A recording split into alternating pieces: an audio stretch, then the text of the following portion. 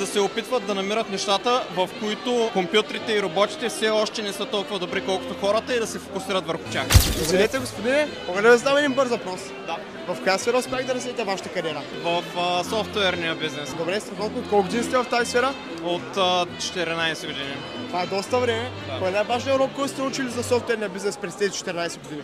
Най-важното нещо според мен е вниманието в детайлите и да не спираш да се самообучаваш, тъй като за съжаление по-голяма част от нещата, които сме научили, всички хора от нашия екип, сме ги научили от ресурси с интернет, уроци, видеа и статии. Съм съгласен с вас. Коя е най-голямата трудност, която сте срещали през тези години? Най-голямата трудност може би е да сформираш екип, да намериш хора, с които да работиш, тъй като при нас обикновено, когато почнем да интервюраме един човек за работа, минават месеци, докато го вземем. И всички хора от екипа са общото от уста на уста. Вече сме успяли да станем около 25-30 човека по този начин. Това е страхотно.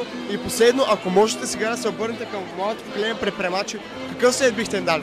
Бих им дал съвета да използват изкуствения интелект, да стават все по-добри, да не спират да се самообучават и